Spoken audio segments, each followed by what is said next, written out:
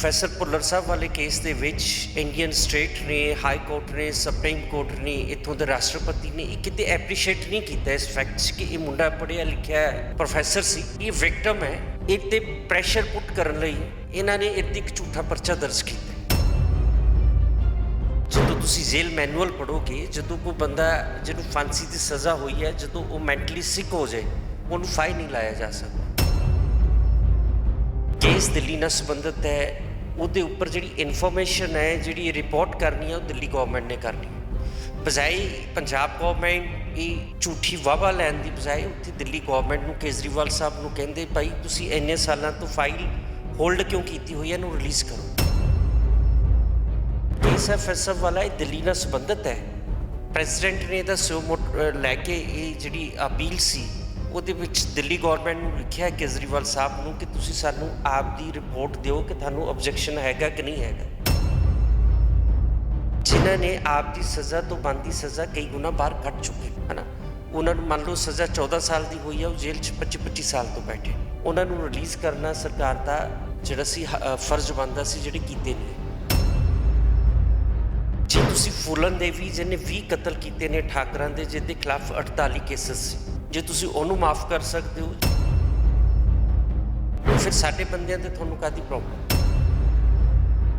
ਜਿਹੜੀ Indian government ਹੈ, ਚਾਹੇ ਉਹ ਕਾਂਗਰਸ ਦੀ ਗਵਰਨਮੈਂਟ ਹੈ, ਚਾਹੇ ਮੋਦੀ ਸਾਹਿਬ ਦੀ ਗਵਰਨਮੈਂਟ ਹੈ, ਇਹ ਈਸਟਰਨ ਸਟੇਟਸ ਦੇ ਨਾਲ ਤਾਂ ਬੈਠਦੀਆਂ ਨੇ, ਨਾਗਾਲੈਂਡ 'ਚ ਮੀਟਿੰਗਸ ਕਰਦੀਆਂ ਨੇ, ਪਰ ਇਹ ਸਿੱਖਾਂ ਨਾਲ ਗੱਲ ਨਹੀਂ ਕਰਨੀਆਂ ਚਾਹੁੰਦੀਆਂ, ਜੋ ਅਸੀਂ ਵੇਖਿਆ ਹੈ।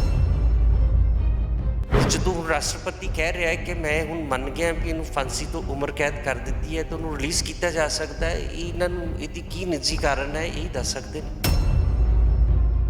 ਜੋ ਸਟੇਟ ਕੋਲ ਪਾਵਰਸ ਆ ਉਹ ਕਿਸੇ ਨੂੰ ਵੀ ਰਿਲੀਜ਼ ਕਰ ਸਕਦੀਆਂ ਹੈ। ਜੇ ਫੂਲਨ ਦੇ ਵੀ ਬਾਹਰ ਕੱਢੀ ਜਾ ਸਕਦੀ ਹੈ, ਜੇ ਤੁਸੀਂ ਰਜੀਬ ਦੇ ਬੰਦਿਆਂ ਨੂੰ ਛੱਡ ਸਕਦੇ ਹੋ ਤੇ ਕਿੰਨੀ ਵੱਡੀ ਗੱਲ ਹੈ। TV 84 ਇੰਡੀਆ ਦੇ ਨਾਲ ਜੁੜੇ ਹੋ, ਮੈਂ ਰਜਿੰਦਰ ਸਿੰਘ ਸਭਰਾ। ਮੌਜੂਦਾ ਸਮੇਂ ਦੇ ਵਿੱਚ ਗੱਲ ਕਰਦੇ ਹਾਂ ਬੰਦੀ ਸਿੰਘਾਂ ਦੀ, ਜਿਹੜੇ ਸਰਕਾਰ ਦੇ ਵੱਲੋਂ ਦਿੱਤੀਆਂ ਹੋਈਆਂ ਸਜ਼ਾਵਾਂ ਨੂੰ ਪੂਰੀਆਂ ਤਾਂ ਕਰ ਚੁੱਕੇ ਨੇ, ਪਰ ਅਜੇ ਕਿਤੇ ਨਾ ਕਿਤੇ ਜਿਹੜੀਆਂ ਕੁਝ ਕਾਰਨਾਂ ਦੇ ਕਰਕੇ ਉਹਨਾਂ ਬੰਦੀ ਸਿੰਘਾਂ ਦੀ ਰਿਹਾਈ ਨਹੀਂ ਹੋ ਸਕੀ। ਉਹ ਕਿਹੜੇ ਬੰਦੀ ਸਿੰਘ ਨੇ ਔਰ ਕਿਸ ਤਰੀਕੇ ਦੇ ਨਾਲ ਜਿਹੜੀਆਂ ਪੰਜਾਬ ਦੇ ਅੰਦਰ ਸਰਗਰਮ ਸਰਕਾਰਾਂ ਰਹੀਆਂ ਨੇ, ਚਾਹੇ ਉਹ ਦਿੱਲੀ ਦੀ ਸਰਕਾਰ ਅਰਵਿੰਦ ਕੇਜਰੀਵਾਲ ਦੀ ਅਗਵਾਈ ਦੀ ਵਾਲੀ ਹੋਵੇ। ਪਿਛਲੇ ਸਮੇਂ ਦੇ ਦਰਮਿਆਨ ਜਦੋਂ ਪੰਜਾਬ ਦੇ ਅੰਦਰ ਆਮ ਆਦਮੀ ਪਾਰਟੀ ਸਰਗਰਮ ਸੀ ਚੋਣਾਂ ਨੂੰ ਲੈ ਕੇ, ਤਾਂ ਉਦੋਂ ਵੀ ਕੁਝ ਜਿਹੜੀਆਂ ਸਿੱਖ ਧਿਰਾਂ ਸੀ ਉਹਨਾਂ ਦੇ ਵੱਲੋਂ ਵੱਡੇ ਪੱਧਰ ਦੇ ਉੱਪਰ ਆਮ ਆਦਮੀ ਪਾਰਟੀ ਦਾ ਵਿਰੋਧ ਹੋਇਆ ਸੀ। ਮੌਜੂਦਾ ਸਮੇਂ ਦੇ ਵਿੱਚ ਆਮ ਆਦਮੀ ਪਾਰਟੀ ਦਾ ਇਸ ਗੱਲ ਨੂੰ ਲੈ ਕੇ ਕਿਸ ਤਰੀਕੇ ਦਾ ਜਿਹੜਾ ਵਿਵਹਾਰ ਹੈਗਾ ਏ ਔਰ ਪੰਜਾਬ ਸਰਕਾਰ ਦਾ ਇਹਦੇ ਵਿੱਚ ਕੀ ਰੋਲ ਰਹਿ ਸਕਦਾ ਹੈ, ਕੇਂਦਰ ਸਰਕਾਰ ਕਿਸ ਤਰੀਕੇ ਦੇ ਨਾਲ ਆਪਣੀ ਭੂਮਿਕਾ ਨਿਭਾ ਸਕਦੀ ਹੈ ਔਰ ਬੰਦੀ ਸਿੰਘਾਂ ਦੇ ਕੇਸਾਂ ਦਾ ਸਟੇਟਸ ਕੀ ਹੈ। ਸਾਡੇ ਨਾਲ ਸੀਨੀਅਰ ਐਡਵੋਕੇਟ ਸਰਦਾਰ ਸਿਮਰਨਜੀਤ ਸਿੰਘ ਨੇ, ਉਹਨਾਂ ਦੇ ਨਾਲ ਗੱਲਬਾਤ ਕਰ ਲੈਂਦੇ ਹਾਂ। ਐਡਵੋਕੇਟ ਸਾਹਿਬ, ਸਭ ਤੋਂ ਪਹਿਲਾਂ ਦੱਸੋ ਜੀ, ਜਿਹੜੇ ਦਵਿੰਦਰ ਸਿੰਘ ਭੁੱਲਰ ਸਾਹਿਬ ਨੇ ਉਹਨਾਂ ਦੀ ਰਿਹਾਈ ਨੂੰ ਲੈ ਕੇ ਅਸਲ ਦੇ ਵਿੱਚ ਉਹਨਾਂ ਦਾ ਸਟੇਟਸ ਕੀ ਹੈ ਜੀ? ਦੇਖੋ, ਜਿਹੜੇ ਪ੍ਰੋਫੈਸਰ ਭੁੱਲਰ ਸਾਹਿਬ ਨੇ, ਹੁਣ ਪੰਜਾਬ ਗੌਰਮੈਂਟ ਦੀ ਨਿਊਜ਼ ਆਈ ਹੈ ਕਿ ਅਸੀਂ ਦਿੱਲੀ ਸੈਂਟਰ ਨੂੰ ਕਹਿ ਦਿੱਤਾ ਹੈ ਕਿ ਸਾਨੂੰ ਆਬਜੈਕਸ਼ਨ ਨਹੀਂ ਹੈਗਾ। ਸੋ ਸਭ ਤੋਂ ਪਹਿਲੇ ਤਾਂ ਮੈਂ ਤੁਹਾਨੂੰ ਕਲੀਅਰ ਕਰਦਾ ਕਿ ਜਿਹੜੇ ਪ੍ਰੋਫੈਸਰ ਸਾਹਿਬ ਦਾ ਕੇਸ ਹੈ, ਬੰਦੀ ਸਿੰਘਾਂ ਦਾ ਕੇਸ ਹੈ, ਇਨ ਟੋਟੈਲਿਟੀ ਹੈ ਕੀ ਹੈ। ਪ੍ਰੋਫੈਸਰ ਦਵਿੰਦਰਪਾਲ ਸਿੰਘ ਭੁੱਲਰ ਜਿਹੜੇ ਸੀ ਗੁਰੂ ਨਾਨਕ ਇੰਜੀਨੀਅਰਿੰਗ ਕਾਲਜ ਦੇ ਵਿੱਚ ਲੈਕਚਰਰ ਸੀ ਲੁਧਿਆਣੇ ਦੇ ਵਿੱਚ। ਇਹਨਾਂ ਦਾ ਇੱਕ ਦੋਸਤ ਸੀ ਪ੍ਰੋਫੈਸਰ ਮਲਤਾਨੀ, ਜਿਹੜਾ ਇੱਕ IAS ਅਫਸਰ ਦਾ ਮੁੰਡਾ ਸੀ, ਜਿਹੜਾ ਐਜ਼ ਏ ਜਈ ਇੱਥੇ ਮੋਹਾਲੀ 'ਚ ਨੌਕਰੀ ਕਰਦਾ ਸੀ। ਸੁਮੇਧ ਸੈਣੀ 'ਤੇ ਇੱਕ ਅਟੈਕ ਹੁੰਦਾ ਹੈ, ਉਹਦੇ ਵਿੱਚ ਕੋਈ ਸੁਮੇਧ ਨੂੰ ਲੀਡ ਮਿਲਦੀ ਹੈ ਵੀ ਇਹ ਜਿਹੜਾ ਅਟੈਕ ਹੈ ਉਹ ਮਲਤਾਨੀ ਨੇ ਕਰਾਇਆ ਹੋ ਸਕਦਾ ਹੈ। ਜਦੋਂ ਸਰਚ ਕੀਤੀ ਜਾਂਦੀ ਹੈ ਕਿ ਮਲਤਾਨੀ ਮਿਲੂਗਾ ਕਿੱਥੇ, ਉਹ ਦੇਖਦੇ ਨੇ ਕਿ ਜਿਹੜਾ ਪ੍ਰੋਫੈਸਰ ਮਲਤਾਨੀ ਹੈਗਾ ਇਹ ਪ੍ਰੋਫੈਸਰ ਦਵਿੰਦਰਪਾਲ ਭੁੱਲਰ ਦਾ ਦੋਸਤ ਹੈ। ਅਗਰ ਤੁਸੀਂ ਰੇਡ ਕਰੋਗੇ ਤਾਂ ਲੁਧਿਆਣੇ ਤੁਹਾਨੂੰ ਮਿਲ ਸਕਦਾ ਹੈ। ਜਦੋਂ ਪ੍ਰੋਫੈਸਰ ਦਵਿੰਦਰਪਾਲ ਦੇ ਰੇਡ ਕਰਦੇ ਨੇ, ਪ੍ਰੋਫੈਸਰ ਸਾਹਿਬ ਉੱਥੋਂ ਅਸਕੇਪ ਕਰ ਜਾਂਦੇ ਨੇ। ਉਸ ਤੋਂ ਬਾਅਦ ਇਸ ਕੇਸ ਦੇ ਵਿੱਚ ਸੁਮੇਧ ਜਿਹੜਾ ਵਾ ਉਹਦੇ ਮਾਸਟਰ ਨੂੰ, ਉਹਦੇ ਫਾਦਰ ਨੂੰ, ਜਿਹੜੇ ਦੋਨੋਂ ਗਸਟਡ ਅਫਸਰ ਸੀ ਉਸ ਵੇਲੇ ਇੰਡੀਅਨ ਗੌਰਮੈਂਟ ਦੇ, ਉਹਨਾਂ ਦੀ ਕਿਡਨੈਪਿੰਗ ਕਰਦਾ ਹੈ, ਉਹਨਾਂ ਦੀ ਕਤਲ ਕਰਕੇ ਉਹਨਾਂ ਦੀਆਂ ਜਿਹੜੇ ਡੈਡ ਬੋਡੀਜ਼ ਸੀ ਉਹਨੂੰ ਮਿਸਐਪਰੋਪ੍ਰੀਏਟ ਕਰ ਦਿੰਦਾ, ਖੁਰਦ-ਬੁਰਦ ਕਰ ਦਿੰਦਾ। ਜਦੋਂ ਇਸ ਕਤਲਾਂ ਦੀ ਗੱਲ ਜਾਂਚ CBI ਕੋਲ ਚਲੇ ਜਾਂਦੀ ਹੈ, ਇਹਨਾਂ ਕੇਸਾਂ ਦੀ ਇਨਵੈਸਟੀਗੇਸ਼ਨ ਇਹਨੂੰ ਇਹ ਸੀ ਕਿ ਮੇਰੇ ਖਿਲਾਫ ਅੱਗੇ CBI ਦਾ ਕੇਸ ਤੁਰ ਪਿਆ ਹੈ ਅਤੇ ਹੋਰ ਕੋਈ ਨਵੀਂ ਗੱਲ ਸ਼ੁਰੂ ਨਾ ਹੋ ਜਾਏ। ਸੁਮੇਧ ਦਾ ਭਰਾ ਜਿਹੜਾ ਸੀ ਉਹ ਦਿੱਲੀ ਦੇ ਵਿੱਚ IAS ਅਫਸਰ ਸੀ। ਇਹਨਾਂ ਨੇ ਉਦੋਂ ਇੱਕ ਮਨਿੰਦਰਜੀਤ ਸਿੰਘ ਬਿੱਟੇ ਤੇ ਹਮਲਾ ਹੋਇਆ ਹੈ, ਜਿਹਦੇ ਵਿੱਚ ਇਹ ਪਹਿਲਾ ਕੇਸ ਹੈ। 120 ਬੀ ਦੇ ਵਿੱਚ ਫੈਜ਼ ਸਾਹਿਬ ਨੂੰ ਇਹਨਾਂ ਨੇ ਫਾਂਸੀ ਦੀ ਸਜ਼ਾ ਕੀਤੀ ਹੈ, ਕਿਉਂਕਿ ਹਿੰਦੁਸਤਾਨ ਦੇ ਵਿੱਚ 3 ਫਾਂਸੀਆਂ ਹੋਈਆਂ ਨੇ ਜਿਹੜੀਆਂ 120 ਬੀ ਦੇ ਵਿੱਚ ਹੋਈਆਂ ਨੇ। 120 ਬੀ ਦੇ ਵਿੱਚ ਇੱਕ ਤੇ ਫੈਸਲ ਭੁੱਲਰ ਨੂੰ ਹੋਈ ਹੈ, ਦੂਸਰੀ ਸਜ਼ਾ ਜਿਹੜੀ ਹੈ ਅਫਜ਼ਲ ਗੁਰੂ ਨੂੰ ਹੋਈ ਹੈ, ਇੱਕ ਸਜ਼ਾ ਹੋਈ ਹੈ ਭਾਈ ਕੇਰ ਸਿੰਘ ਹੋਣਾ ਨੂੰ।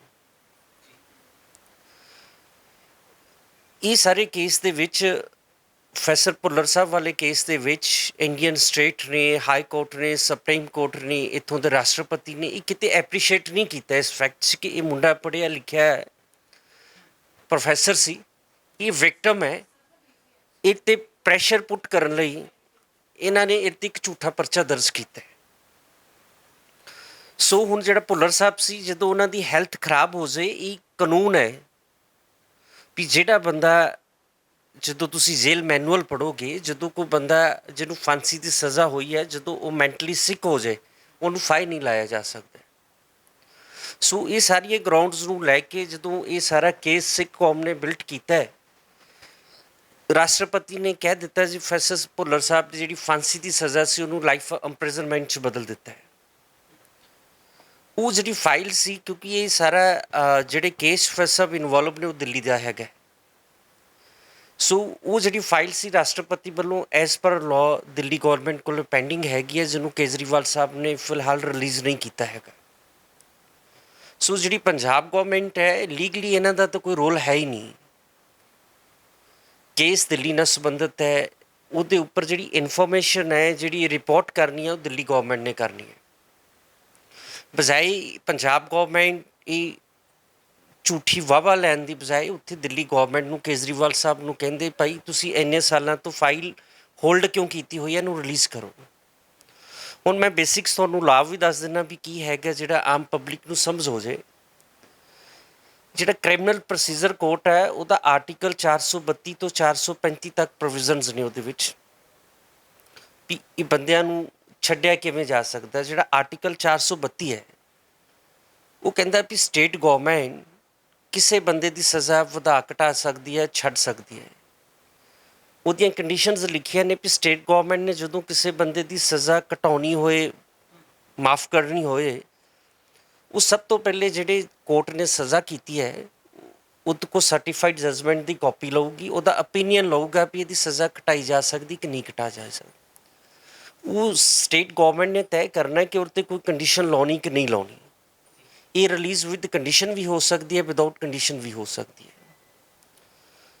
ਸੋ ਦੂਸਰਾ ਆਰਟੀਕਲ ਹੈਗਾ 433, ਉਹਦੇ ਵਿੱਚ ਇਹ ਹੈ ਕਿ state government at it's on 432 ਕਹਿੰਦਾ ਵੀ ਜੇ ਤੁਸੀਂ ਸਜ਼ਾ ਮਾਫ ਕਰਾਉਣੀ ਹੈ, ਤੁਹਾਡੇ ਚਾਹੇ ਤੁਸੀਂ ਆਪ ਐਪਲੀਕੇਸ਼ਨ ਮੂਵ ਕਰੋ, ਚਾਹੇ ਤੁਹਾਡੇ ਬਿਹਾਫ 'ਤੇ ਕੋਈ ਬੰਦਾ ਐਪਲੀਕੇਸ਼ਨ ਮੂਵ ਕਰੇ, ਜਿਵੇਂ ਰਾਜੋਆਣਾ ਸਾਹਿਬ ਦੇ ਵਿਸ਼ੇ 'ਤੇ ਸ਼੍ਰੋਮਣੀ ਕਮੇਟੀ ਗਈ ਹੈ।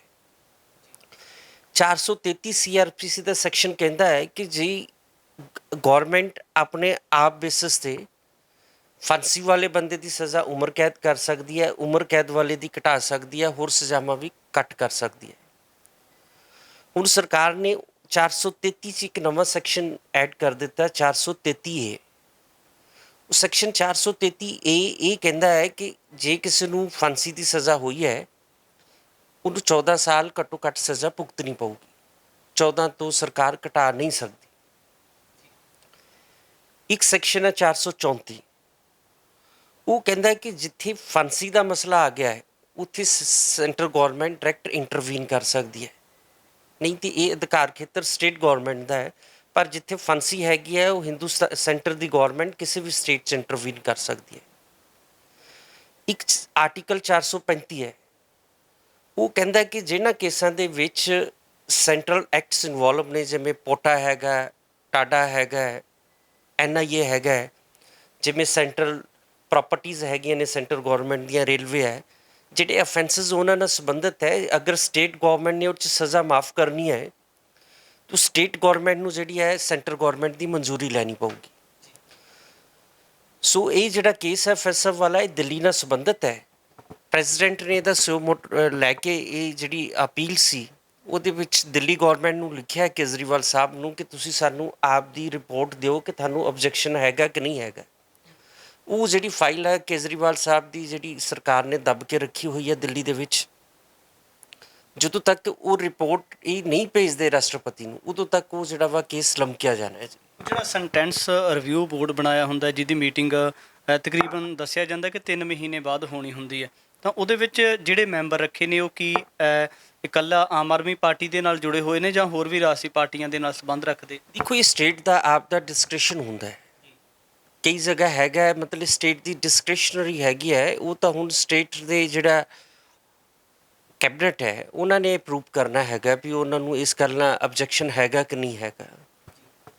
ਇਹ ਵੀ ਗੱਲ ਸੁਣਨ ਨੂੰ ਮਿਲਦੀ ਹੈ ਕਿ ਪਹਿਲੀ ਪਾਤਸ਼ਾਹੀ ਦੇ ਪ੍ਰਕਾਸ਼ ਪੁਰਬ ਵੇਲੇ ਵੀ ਇੱਕ ਸੈਂਟਰ ਨੇ ਬੰਦੀ ਸਿੰਘਾਂ ਦੀ ਰਿਹਾਈ ਨੂੰ ਲੈ ਕੇ ਇੱਕ ਇਨਵੀਟੇਸ਼ਨ ਜਾਰੀ ਕੀਤਾ ਸੀ। ਉਹ ਕਿਹੜੇ ਬੰਦੀ ਸਿੰਘਾਂ ਦੀ ਰਿਹਾਈ ਨੂੰ ਲੈ ਕੇ ਸੀ?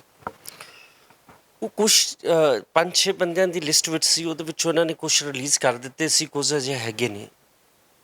ਜਿਵੇਂ ਪਿਛਲੇ ਸਮੇਂ ਦੇ ਦਰਮਿਆਨ ਭਾਈ ਲਾਲ ਸਿੰਘ ਦੀ ਰਿਹਾਈ ਹੁੰਦੀ ਹੈ ਕਿ ਉਹ ਵੀ ਕੁਛ ਬੰਦੇ ਹੈਗੇ ਸੀ ਜਿਨ੍ਹਾਂ 'ਚੋਂ ਆਲਰੇਡੀ ਕੁਝ ਦੋ ਬੰਦੇ ਸੀ ਜਿਹੜੇ ਆਲਰੇਡੀ ਰਿਲੀਜ਼ ਹੋ ਚੁੱਕੇ ਸੀ, ਜਿਵੇਂ ਵਰਿਆਮ ਸਿੰਘ ਸੀ, ਭਾਈ ਵਰਿਆਮ ਸਿੰਘ ਸੀ, ਇੱਕ ਦੀ ਤਾਂ ਡੈਥ ਹੋ ਗਈ ਸੀ। ਇਵੇਂ ਇੱਕ ਕੁਝ ਕੇਸਿਸ ਹੈਗੇ ਸੀ ਜਿਹੜੇ ਇਹਨਾਂ ਨੇ ਰਿਲੀਜ਼ ਕੀਤੇ ਨੇ। ਇੱਥੇ ਵੀ ਲੋਕ ਕਨਫਿਊਜ਼ ਹੋ ਜਾਂਦੇ ਨੇ। ਦੋ ਕਿਸਮ ਦੇ ਕੇਸ ਨੇ ਸਿੱਖਾਂ ਦੇ। ਇੱਕ ਤਾਂ ਉਹ ਸਿੱਖ ਨੇ ਜਿਨ੍ਹਾਂ ਨੂੰ ਮੰਨ ਲਓ 10 ਸਾਲ ਦੀ ਸਜ਼ਾ ਹੋਈ ਹੈ, ਉਹ 20 ਸਾਲ ਤੋਂ ਜੇਲ੍ਹਾਂ 'ਚ ਬੈਠੇ ਹੋਏ ਨੇ।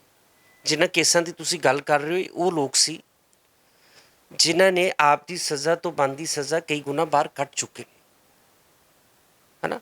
ਉਹਨਾਂ ਨੂੰ ਮੰਨ ਲਓ ਸਜ਼ਾ 14 ਸਾਲ ਦੀ ਹੋਈ ਹੈ, ਉਹ ਜੇਲ੍ਹ 'ਚ 25-25 ਸਾਲ ਤੋਂ ਬੈਠੇ ਨੇ। ਉਹਨਾਂ ਨੂੰ ਰਿਲੀਜ਼ ਕਰਨਾ ਸਰਕਾਰ ਦਾ ਜਿਹੜਾ ਸੀ ਫਰਜ਼ ਬਣਦਾ ਸੀ, ਜਿਹੜੇ ਕੀਤੇ ਨਹੀਂ ਹੈ। ਦੂਸਰੇ ਲੋਕ ਕਨਫਿਊਜ਼ ਹੋ ਜਾਂਦੇ ਨੇ। ਦੂਸਰੇ ਕਿਸਮ ਦੇ ਜਿਹੜੇ ਕੇਸ ਜਿਹਨਾਂ 'ਤੇ ਹੁਣ ਆਪਾਂ ਸਾਡਾ ਜ਼ੋਰ ਚੱਲ ਰਿਹਾ ਹੈ, ਪ੍ਰੋਫੈਸਰ ਭੁੱਲਰ ਸਾਹਿਬ ਹੈਗੇ ਨੇ, ਚਾਹੇ ਖਾਸ ਤੌਰ 'ਤੇ ਬੇਅੰਤ ਸਿੰਘ ਕਤਲ ਕੇਸ ਦੇ ਵਿੱਚ ਜਿਹੜੇ ਬੰਦੇ ਸਾਡੇ ਅੰਦਰ ਹੈਗੇ ਨੇ। ਬੇਅੰਤ ਸਿੰਘ ਕਤਲ ਕੇਸ ਦੇ ਵਿੱਚ 7 ਬੰਦੇ ਨੇ ਜੀ। ਇਹਨਾਂ 'ਚ ਸਾਰਿਆਂ ਨੂੰ ਰਾਜੋਆਣਾ ਸਾਹਿਬ ਨੂੰ ਫਾਂਸੀ ਦੀ ਸਜ਼ਾ ਹੋਈ ਸੀ, ਬਾਕੀਆਂ ਨੂੰ ਜਿਹੜੀ ਸੀ ਫਾਂਸੀ ਦੀ ਸਜ਼ਾ ਤੋੜ ਦਿੱਤੀ ਸੀ। ਹਾਈ ਕੋਰਟ ਨੇ ਉਹਨਾਂ ਨੂੰ life imprisonment till natural death ਹੋਈ ਹੈ। ਜਦੋਂ ਤੱਕ ਇਹ ਜਿਉਂਦੇ ਨੇ ਇਹ ਜੇਲ੍ਹ 'ਚ ਹੀ ਰਹਿਣਗੇ। ਸੋ ਇੱਕ ਸਾਡੀ ਲੜਾਈ ਜਿਹੜੀ ਹੁਣ ਉਸ ਪਾਸੇ ਵੀ ਹੈਗੀ ਹੈ। ਉਹਨਾਂ ਕੇਸਾਂ 'ਚ ਵੀ ਅਸੀਂ ਗੌਰਮੈਂਟ ਨੂੰ ਕਈ ਵਾਰੀ ਸਮਝਾਇਆ ਹੈ, ਦੱਸਿਆ ਵੀ ਹੈ। ਸਮਝਾਉਣ ਦੀ ਤਾਂ ਲੋੜ ਨਹੀਂ, ਸਟੇਟ ਨੂੰ ਆਲਰੇਡੀ ਪਤਾ ਹੈ। ਜੇ ਤੁਸੀਂ ਫੂਲਨ ਦੇਵੀ ਜਿਹਨੇ 20 ਕਤਲ ਕੀਤੇ ਨੇ ਠਾਕਰਾਂ ਦੇ, ਜਿਹਦੇ ਖਿਲਾਫ 48 ਕੇਸਿਸ ਸੀ, ਜੇ ਤੁਸੀਂ ਉਹਨੂੰ ਮਾਫ ਕਰ ਸਕਦੇ ਹੋ, ਜੇ ਤੁਸੀਂ ਰਾਜੀਵ ਗਾਂਧੀ ਦੇ ਕਾਤਲਾਂ ਨੂੰ ਰਿਲੀਜ਼ ਕਰ ਸਕਦੇ ਹੋ, ਤੇ ਫਿਰ ਸਾਡੇ ਬੰਦਿਆਂ 'ਤੇ ਤੁਹਾਨੂੰ ਕਾਹਦੀ ਪ੍ਰੋਬਲਮ ਹੈ? ਕਿਉਂਕਿ ਜਿਹੜੀ ਬੇਅੰਤ ਸਿੰਘ ਕਤਲ ਕੇਸ ਸੀ ਉਹਦੇ ਵਿੱਚ ਵੀ ਸਾਰੀ ਦੁਨੀਆ ਨੂੰ ਪਤਾ ਵੀ ਪੰਜਾਬ ਦੇ ਵਿੱਚ ਕਿੰਨੀਆਂ ਹਜ਼ਾਰਾਂ ਇਨੋਸੈਂਟ ਕਿਲਿੰਗਸ ਹੋਈਆਂ ਨੇ। ਆ ਵੇਖੋ, ਅੱਜ ਵੀ CBI ਨੇ ਕੱਲ੍ਹ ਵੀ ਇੱਕ ਕੇਸ 'ਚ ਕਤਲ ਕੀਤੇ, ਬੰਦੇ ਕਨਵਿਕਟ ਕੀਤੇ ਨੇ ਪੁਲਿਸ ਵਾਲੇ। ਸੋ ਬੇਅੰਤ ਸਿੰਘ ਕਤਲ ਕੇਸ ਦੇ ਵਿੱਚ 32-32, 33-33, 35-35 ਸਾਲ ਦੀਆਂ ਸਜ਼ਾਵਾਂ ਹੋ ਗਈਆਂ ਨੇ। ਸੋ ਸਰਕਾਰ ਦਾ ਇਟਸ ਔਨ ਫਰਜ਼ ਬਣਦਾ ਹੈ ਕਿ ਜਦੋਂ ਸੁਪਰੀਮ ਕੋਰਟ ਦੀਆਂ ਵੀ ਨੰਬਰ ਆਫ ਜਜਮੈਂਟਸ ਹੈਗੀਆਂ ਨੇ, ਜਦੋਂ ਇੰਨੀ ਲੰਬਾ ਸਮਾਂ 20-20, 21-21, 22-22 ਸਾਲ ਦੇ ਮੁੰਡੇ ਸੀ ਜਿਨ੍ਹਾਂ ਦੀਆਂ ਅੱਜ 45-50 ਸਾਲ ਦੇ ਕਰੀਬ ਉਮਰ ਹੋ ਗਈ ਹੈ, ਉਹਨਾਂ ਨੂੰ ਰਿਲੀਜ਼ ਕਰਨਾ ਬਣਦਾ ਹੈਗਾ। ਤੁਸੀਂ ਕਾਨੂੰਨੀ ਪ੍ਰਕਿਰਿਆ ਦੇ ਨਾਲ ਜੁੜੇ ਹੋ, ਭਾਰਤ ਦੀ ਪ੍ਰਕਿਰਿਆ ਬਾਰੇ ਜਾਣਦੇ ਹੋ। ਕੀ ਲੱਗਦਾ ਕਿ ਜਿਹੜੀ ਕੇਂਦਰ ਸਰਕਾਰ ਦੀ ਮਨਸ਼ਾ ਹੈ ਤਾਂ ਉਹ ਕੁਝ ਬੰਦੀ ਸਿੰਘਾਂ ਨੂੰ ਰਿਹਾਈ ਕਰਨ ਵਾਸਤੇ ਇਨਵੀਟੇਸ਼ਨ ਜਾਰੀ ਕੀਤਾ ਜਾਂਦਾ, ਤਾਂ ਜਿਹੜੇ ਰਹਿੰਦੇ ਹੋਏ ਬੰਦੀ ਸਿੰਘ ਆ ਇਹਨਾਂ ਵਾਸਤੇ ਕੋਈ ਪ੍ਰਕਿਰਿਆ ਅਪਣਾਈ ਜਾ ਸਕਦੀ ਉਹਨਾਂ ਵੱਲੋਂ? ਦੇਖੋ, ਅਸੀਂ ਤੇ ਪ੍ਰਾਈਮ ਮਿਨਿਸਟਰ ਸਾਹਿਬ ਕੋਲ ਕਈ ਵਾਰੀ ਟਾਈਮ ਮੰਗਿਆ ਹੈ। ਇੰਡੀਅਨ ਸਟੇਟ ਜਿਹੜੀ ਹੈਗੀ ਆ ਉਹ ਸਿੱਖਾਂ ਦੇ ਇਸ਼ੂਜ਼ ਪ੍ਰਤੀ ਗੰਭੀਰ ਨਹੀਂ ਹੈਗੀ, ਇਸ ਤੱਕ ਇਹਨਾਂ ਨੇ ਆਪਾਂ ਨੂੰ ਟਾਈਮ ਨਹੀਂ ਦਿੱਤਾ। ਜਿਹੜੀ ਇੰਡੀਅਨ ਗਵਰਨਮੈਂਟ ਹੈ, ਚਾਹੇ ਉਹ ਕਾਂਗਰਸ ਦੀ ਗਵਰਨਮੈਂਟ ਹੈ, ਚਾਹੇ ਮੋਦੀ ਸਾਹਿਬ ਦੀ ਗਵਰਨਮੈਂਟ ਹੈ, ਇਹ ਈਸਟਰਨ ਸਟੇਟਸ ਦੇ ਨਾਲ ਤਾਂ ਬੈਠਦੀਆਂ ਨੇ, ਨਾਗਾਲੈਂਡ 'ਚ ਮੀਟਿੰਗਸ ਕਰਦੀਆਂ ਨੇ, ਮਿਜ਼ੋਰਮ 'ਚ ਇਹਨਾਂ ਦੀਆਂ ਮੀਟਿੰਗਸ ਹੋ ਰਹੀਆਂ ਨੇ, ਕਸ਼ਮੀਰ ਨਾਲ ਇਹ ਮੀਟਿੰਗਸ ਕੰਟੀਨਿਊਸਲੀ ਕਰ ਰਹੇ ਨੇ, ਪਰ ਇਹ ਸਿੱਖਾਂ ਨਾਲ ਗੱਲ ਨਹੀਂ ਕਰਨੀਆਂ ਚਾਹੁੰਦੀਆਂ। ਜੋ ਅਸੀਂ ਵੇਖਿਆ ਹੈ, ਇਹੀ ਰੀਜ਼ਨ ਹੈ ਵੀ ਮੋਦੀ ਸਾਹਿਬ ਅਜੇ ਸਾਨੂੰ ਨਾ ਟਾਈਮ ਦਿੱਤਾ ਹੈ ਅਤੇ ਨਾ ਇਹ ਮਿਲੇ ਨੇ। ਸੈਂਟੈਂਸ ਰਿਵਿਊ ਬੋਰਡ ਨੂੰ ਲੈ ਕੇ ਜਿਹੜੀ ਆਮ ਆਦਮੀ ਪਾਰਟੀ ਦੀ ਉਹ ਮਨਸ਼ਾ ਕੀ ਨਜ਼ਰ ਆਉਂਦੀ, ਕੀ ਤਗਾਇਆ ਲਾਇਆ ਜਾ ਸਕਦਾ? ਦੇਖੋ ਜੀ, ਜਿਹੜੀ ਕੇਜਰੀਵਾਲ ਸਾਹਿਬ ਨੇ ਮਤਲਬ ਬੜੇ ਜਿਹੜੀ ਇਹਨਾਂ ਦੀ at the back of mind ਜਿਹੜੀ ਇਹਦੀ ਜ਼ਹਿਨ ਵਿੱਚ ਸਿੱਖਾਂ ਪ੍ਰਤੀ ਨਫ਼ਰਤ ਹੈਗੀ ਹੈ, ਤਾਂ ਹੀ ਇਹ ਜਿਹੜਾ ਭੁੱਲਰ ਸਾਹਿਬ ਦਾ ਕੇਸ ਹੈ, ਜਦੋਂ ਡਾਕਟਰਸ ਨੇ ਕਹਿ ਦਿੱਤਾ, ਦਿੱਲੀ ਦੇ ਵੱਡੇ ਹੌਸਪੀਟਲਸ ਨੇ ਕਹਿ ਦਿੱਤਾ ਕਿ ਯਾਰ ਇਹ ਬੰਦਾ ਮੈਂਟਲੀ ਹੁਣ ਅਨਫਿਟ ਹੈਗਾ ਹੈ, ਤੇ ਜਦੋਂ ਹੁਣ ਰਾਸ਼ਟਰਪਤੀ ਕਹਿ ਰਿਹਾ ਹੈ ਕਿ ਮੈਂ ਹੁਣ ਮੰਨ ਗਿਆ ਵੀ ਇਹਨੂੰ ਫਾਂਸੀ ਤੋਂ ਉਮਰ ਕੈਦ ਕਰ ਦਿੱਤੀ ਹੈ ਤਾਂ ਉਹਨੂੰ ਰਿਲੀਜ਼ ਕੀਤਾ ਜਾ ਸਕਦਾ ਹੈ, ਇਹਨਾਂ ਨੂੰ ਇਹਦੀ ਕੀ ਨਿੱਜੀ ਕਾਰਨ ਹੈ ਇਹ ਦੱਸ ਸਕਦੇ ਨੇ।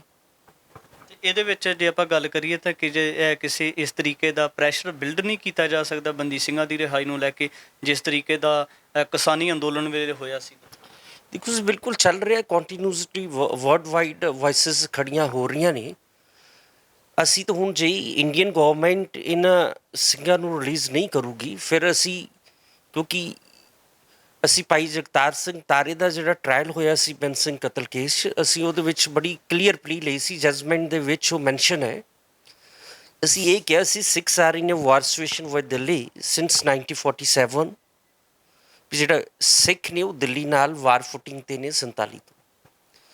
ਇਹ ਜਿਹੜੇ ਸਾਡੇ ਮੁੰਡੇ ਨੇ ਇਹ ਪੋਲੀਟੀਕਲ ਪ੍ਰਿਜ਼ਨਰਸ ਹੈਗੇ ਨੇ ਜਿਹੜੀ ਸਿੱਖ ਸਟੇਟ ਲਈ ਫਾਈਟ ਕਰਦੇ ਹੋਏ ਅੰਦਰ ਨੇ, ਔਰ UN ਨੂੰ ਇਹਨਾਂ ਨੂੰ ਪ੍ਰਿਜ਼ਨਰ ਆਫ ਵਾਰ ਡਿਕਲੇਅਰ ਕਰਨਾ ਚਾਹੀਦਾ ਹੈ ਅਤੇ ਪ੍ਰਿਜ਼ਨਰ ਆਫ ਵਾਰ ਡਿਕਲੇਅਰ ਕਰਕੇ UN ਨੂੰ ਇੰਟਰਵੀਨ ਕਰਨਾ ਚਾਹੀਦਾ ਇਹਨਾਂ ਦੀ ਰਿਲੀਜ਼ ਲਈ। ਇਹ ਫਿਰ ਹੀ ਹੋ ਸਕਦਾ ਹੈ। ਇਹ ਜੱਗੀ ਜੌਲ ਦੇ ਕੇਸ ਨੂੰ ਲੈ ਕੇ ਇੱਕ ਤਰ੍ਹਾਂ ਦੀਆਂ ਚਰਚਾਵਾਂ ਬਣੀਆਂ ਹੋਈਆਂ ਨੇ, ਉਹਨਾਂ ਦੇ ਕੇਸ ਦਾ ਸਟੇਟਸ ਕੀ ਹੈ, ਜਿਸ ਤਰੀਕੇ ਦੇ ਨਾਲ ਉਹਨਾਂ ਦੀ ਅਰੈਸਟ ਪਾਈ ਜਾਂਦੀ ਹੈ, ਉਹਨੂੰ ਕਿਵੇਂ ਦੇਖਦੇ ਹੋ? ਦੇਖੋ, ਜੱਗੀ ਜੌਲ ਸਾਹਿਬ ਦੇ ਮੈਟਰ ਨੂੰ ਮੈਂ ਡੀਲ ਨਹੀਂ ਕਰ ਰਿਹਾ, ਪਰ ਉਹ ਜਿਹੜਾ ਜੱਗੀ ਜੌਲ ਸਾਹਿਬ ਦਾ ਕੇਸ ਆ ਉਹ ਅੰਡਰ ਟਰਾਇਲ ਹੈ। ਜਿਹੜੇ ਬੰਦੀ ਸਿੰਘ ਨੇ ਇਹ ਉਹ ਬੰਦੇ ਨੇ ਜਿਹੜੇ ਕਨਵਿਕਟਡ ਨੇ ਔਰ ਲੰਬੇ ਸਮੇਂ ਤੋਂ ਜੇਲ੍ਹਾਂ 'ਚ ਨੇ। ਦੋਨਾਂ ਚੀਜ਼ਾਂ 'ਚ ਫਰਕ ਹੈਗਾ ਜੀ। ਇਹ ਜਦ ਤੱਕ ਇਹਨਾਂ ਦਾ ਕੇਸ ਡਿਸਾਈਡ ਨਹੀਂ ਹੁੰਦਾ, ਟਰਾਇਲ ਕੰਪਲੀਟ ਨਹੀਂ ਹੁੰਦਾ ਹੈ, ਇਹ ਉਸ ਕੈਟਾਗਰੀ 'ਚ ਫਾਲ ਨਹੀਂ ਕਰਦੇ। ਭਾਈ ਹਵਾਰੇ ਦੇ ਕੇਸਾਂ ਦੀ ਗੱਲ ਚੱਲਦੀ ਹੈ, ਉਹਨਾਂ ਦੇ ਕਿੰਨੇ ਕੇਸ ਜਿਹੜੇ ਬਕਾਇਆ ਨੇ ਹੋਰ? ਦੇਖੋ, ਕੋਈ ਛੋਟੇ ਮੋਟੇ ਕੇਸ ਹੋਣਗੇ ਉਹ ਕੇਸ ਮੈਟਰ ਨਹੀਂ ਕਰਦੇ, ਕਿਉਂਕਿ ਜਿਹੜਾ ਬੰਦਾ 30 ਸਾਲ ਤੋਂ ਜੇਲ੍ਹ ਦੇ ਵਿੱਚ, ਅੱਜ ਹਵਾਰਾ ਸਾਹਿਬ ਦੀ ਜਿਹੜੀ ਜੇਲ੍ਹ ਕਸਟਡੀ ਸਰਟੀਫਿਕੇਟ ਹੈ ਉਹਦੇ ਮੁਤਾਬਕ ਵੀ ਜਿਹੜੀ ਉਹਨਾਂ ਦੀ ਸਜ਼ਾ ਹੈਗੀ ਹੈ ਅਰਾਊਂਡ ਉਹ 28-29 ਸਾਲ ਦੀ ਕਸਟਡੀ ਬਣ ਰਹੀ ਹੈ ਉਹਨਾਂ ਦੀ। ਸੋ ਉਹ ਜਿਹੜੇ ਕੇਸ ਛੋਟੇ ਮੋਟੇ ਨੇ ਉਹ ਤਾਂ ਅੰਡਰਗਰਾਊਂਡ ਹੋ ਜਾਂਦੇ ਨੇ, ਉਹ ਮੈਟਰ ਹੀ ਨਹੀਂ ਕਰਦੇ ਹੈਗੇ ਉਸ ਵਿੱਚ। ਐਡਵੋਕੇਟ ਸਾਹਿਬ, ਅਖੀਰ ਵਿੱਚ ਇੱਕ ਸਵਾਲ ਹੈ ਕਿ ਜੇ ਸੈਂਟੈਂਸ ਰਿਵਿਊ ਬੋਰਡ ਹੈ ਜਿਹੜਾ ਆਮ ਆਦਮੀ ਪਾਰਟੀ ਦੇ ਸੁਪਰੀਮੋ ਅਰਵਿੰਦ ਕੇਜਰੀਵਾਲ ਮੰਨੇ ਜਾਂਦੇ ਨੇ, ਅਤੇ ਜੇ ਉਹ ਫੈਸਲਾ ਲੈਂਦੇ ਆ ਭਾਈ ਭੁੱਲਰ ਦੀ ਰਿਹਾਈ ਨੂੰ ਲੈ ਕੇ, ਸਾਈਨ ਕੀਤੇ ਜਾਂਦੇ ਆ ਜਾਂ ਫਾਈਲ ਪੇਸ਼ ਕੀਤੀ ਜਾਂਦੀ ਹੈ, ਕਿ ਭਾਈ ਭੁੱਲਰ ਦੀ ਰਿਹਾਈ ਹੋ ਸਕਦੀ ਹੈ? ਬਿਲਕੁਲ ਹੋ ਸਕਦੀ ਹੈ ਜੀ। ਅਸੀਂ ਨਹੀਂ ਕਹਿ ਰਹੇ, ਹਿੰਦੁਸਤਾਨ ਦਾ ਕਾਨੂੰਨ ਕਹਿ ਰਿਹਾ ਹੈ।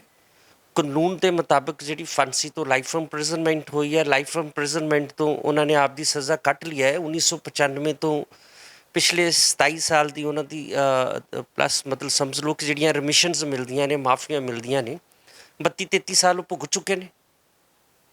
ਸੋ ਉਹਨਾਂ ਨੂੰ ਰਿਲੀਜ਼ ਜਦੋਂ ਚਾਹੇ ਉਹ ਰਿਲੀਜ਼ ਕੀਤਾ ਜਾ ਸਕਦਾ ਜੇ ਸਟੇਟ ਦੀ ਵਿਲ ਹੋਏ ਤਾਂ। ਇਕੱਲਾ ਭੁੱਲਰ ਸਾਹਿਬ ਦੀ ਰਿਹਾਈ ਕਰ ਸਕਦੇ ਜਾਂ ਹੋਰ ਵੀ ਕਿਸੇ ਸਿੰਘ ਦੀ ਉਹਨਾਂ ਦੇ ਹੱਥ ਦੇ ਵਿੱਚ ਰਿਹਾਈ ਕਰਨ ਨੂੰ ਲੈ? ਦੇਖੋ, ਸਟੇਟ ਕੋਲ ਪਾਵਰਸ ਆ, ਉਹ ਕਿਸੇ ਨੂੰ ਵੀ ਰਿਲੀਜ਼ ਕਰ ਸਕਦੀਆਂ ਹੈ। ਜੇ ਫੂਲਨ ਦੇ ਵੀ ਬਾਹਰ ਕੱਢੀ ਜਾ ਸਕਦੀ ਹੈ, ਜੇ ਤੁਸੀਂ ਰਜੀਬ ਦੇ ਬੰਦਿਆਂ ਨੂੰ ਛੱਡ ਸਕਦੇ ਹੋ ਤੇ ਕਿੱਡੀ ਕੁ ਵੱਡੀ ਗੱਲ ਹੈ। ਦੇਖੋ ਨਾ, ਦਿੱਲੀ ਗਵਰਨਮੈਂਟ ਨੇ ਨਵਾਂ ਥੋੜ੍ਹਾ ਕਰਨਾ। ਕੇਜਰੀਵਾਲ ਸਾਹਿਬ ਦੇਖਣ ਕਿ ਕੇਜਰੀਵਾਲ ਸਾਹਿਬ ਉਹਨਾਂ ਨੇ ਇੱਕ ਉਹ ਜਿਹਨੂੰ 7 ਵਾਰੀ ਫਾਂਸੀ ਹੋਈ ਹੈ, ਨੰਬਰ ਆਫ ਕੇਸਿਸ, ਜਿਹਨੂੰ ਬੁੱਚੜ ਆਫ ਦਾ ਤਰਲੋਕਪੁਰੀ ਵੀ ਕਹਿੰਦੇ ਸੀ, ਮੈਨੂੰ ਉਹਦਾ ਨਾਮ ਸਕਿਪ ਕਰ ਗਿਆ ਹੈ, ਜਿਹਨੇ 84 ਦੇ ਵਿੱਚ ਇੱਕ ਜਿਹੜਾ ਉਹ ਸੀ, ਉਹਨੇ ਨੰਬਰ ਆਫ 6 ਨੂੰ ਕਤਲ ਕੀਤਾ ਔਰ ਉੱਥੋਂ ਕੋਰਟਸ ਨੇ ਕਈ ਵਾਰੀ ਉਹਨੂੰ ਫਾਂਸੀ ਕੀਤੀ ਹੈ। ਉਹਦੀ ਵੀ ਇਹਨਾਂ ਨੇ ਫਾਂਸੀ ਤੋਂ ਲਾਈਫ ਇੰਪ੍ਰਿਜ਼ਨਮੈਂਟ ਕੀਤੀ ਹੈ। ਲਾਈਫ ਇੰਪ੍ਰਿਜ਼ਨਮੈਂਟ ਤੋਂ ਇਹੋ ਗਵਰਨਰ ਹੈ ਉਹਨੂੰ ਰਿਲੀਜ਼ ਕਰ ਰਿਹਾ ਹੈ। ਉਹ ਬੰਦਾ ਹੈ ਜਿਹਨੇ ਸਿੱਖਾਂ ਦੇ 2-3 ਸਿੱਖਾਂ ਦੀ ਮੀਟ ਵਾਂਗੂ ਬੋਟੀ ਕਰਕੇ ਕੱਟਿਆ। ਸੋ ਇਸ ਸਟੇਟ ਨੂੰ ਡਬਲ ਸਟੈਂਡਰਡਸ ਨਹੀਂ ਰੱਖਣੇ ਚਾਹੀਦੇ। ਅਸੀਂ ਤਾਂ ਇਹ ਗੱਲ ਦੇ ਹੱਕ 'ਚ ਹੈਗੇ ਹਾਂ। ਬੰਦੀ ਸਿੰਘਾਂ ਦੀ ਰਿਹਾਈ ਨੂੰ ਲੈ ਕੇ ਗੱਲਬਾਤ ਕੀਤੀ ਹੈ, ਜਿਹੜੀਆਂ ਆਮ ਆਦਮੀ ਪਾਰਟੀ ਦੀ ਜਿਹੜੀ ਸੁਪਰੀਮੋ ਅਰਵਿੰਦ ਕੇਜਰੀਵਾਲ ਹੈ ਜਾਂ ਜਿੰਨੀ ਵੀ ਉਹਨਾਂ ਦੀ ਹਾਈ ਕਮਾਂਡ ਹੈ, ਤਾਂ ਉਹਨਾਂ ਦਾ ਇਹਦੇ ਉੱਪਰ ਕਿਸ ਤਰੀਕੇ ਦੇ ਨਾਲ ਕਹਿ ਸਕਦੇ ਹਾਂ ਕਿ ਰਵੱਈਆ ਬਣਿਆ ਹੋਇਆ ਹੈ, ਤਾਂ ਇਹ ਆਉਣ ਵਾਲੇ ਸਮੇਂ ਦੇ ਵਿੱਚ ਦੇਖਣਾ ਹੋਵੇਗਾ। ਕਿਉਂਕਿ ਪੰਜਾਬ ਦੀ ਜਿਹੜੀ ਸਰਕਾਰ ਹੈ ਆਮ ਆਦਮੀ ਪਾਰਟੀ ਦੀ, ਉਹਨਾਂ ਵੱਲੋਂ ਤਾਂ 5 ਵਾਰ ਜਿਹੜਾ ਅਪੀਲ ਕੀਤੀ ਜਾ ਚੁੱਕੀ ਹੈ। ਤਕਰੀਬਨ ਕਾਂਗਰਸ ਦੇ ਵੇਲੇ 2016 ਤੋਂ ਲੈ ਕੇ 2022 ਤੱਕ ਤਕਰੀਬਨ 5 ਵਾਰ ਅਪੀਲ ਹੋ ਚੁੱਕੀ ਹੈ। ਨੋ ਆਬਜੈਕਸ਼ਨ ਜਿਹੜਾ ਕੀਤਾ ਜਾ ਚੁੱਕਾ ਹੈ। ਤਾਂ ਆਉਣ ਵਾਲੇ ਸਮੇਂ ਦੇ ਵਿੱਚ ਦੇਖਣਾ ਹੋਵੇਗਾ ਕਿ ਜਿਹੜੀਆਂ ਪੰਜਾਬ ਦੀਆਂ ਰਾਜਸੀ ਧਿਰਾਂ ਬੰਦੀ ਸਿੰਘਾਂ ਦੀ ਰਿਹਾਈ ਦੇ ਉੱਪਰ ਰਾਜਨੀਤੀ ਕਰਦੀਆਂ ਨੇ, ਕਿ ਉਹ ਸੱਚਮੁੱਚ ਸੁਹਿਰਦ ਹੋ ਕੇ ਬੰਦੀ ਸਿੰਘਾਂ ਦੀ ਰਿਹਾਈ ਨੂੰ ਲੈ ਕੇ ਕੋਈ ਐਕਸ਼ਨ ਕਰਦੀਆਂ ਨੇ। ਆਮ ਆਦਮੀ ਪਾਰਟੀ ਦੇ ਸੁਪਰੀਮੋ ਇਹਦੇ ਉੱਪਰ ਕੋਈ ਫੈਸਲਾ ਲੈ ਸਕਦੇ ਨੇ, ਜਾਂ ਫਿਰ ਕੇਂਦਰ ਦਾ ਇਹਦੇ ਉੱਪਰ ਕਿਸ ਤਰੀਕੇ ਦੇ ਨਾਲ ਰਵੱਈਆ ਹੋਵੇਗਾ। ਆਉਣ ਵਾਲੇ ਸਮੇਂ ਦੇ ਵਿੱਚ ਇਸ ਤਰ੍ਹਾਂ ਦੇ ਤਮਾਮ ਪੱਖ ਲੈ ਕੇ ਹਾਜ਼ਰ ਹੋਵਾਂਗੇ। ਧੰਨਵਾਦ। ਵਾਹਿਗੁਰੂ ਜੀ ਕਾ ਖਾਲਸਾ, ਵਾਹਿਗੁਰੂ ਜੀ ਕੀ ਫਤਿਹ।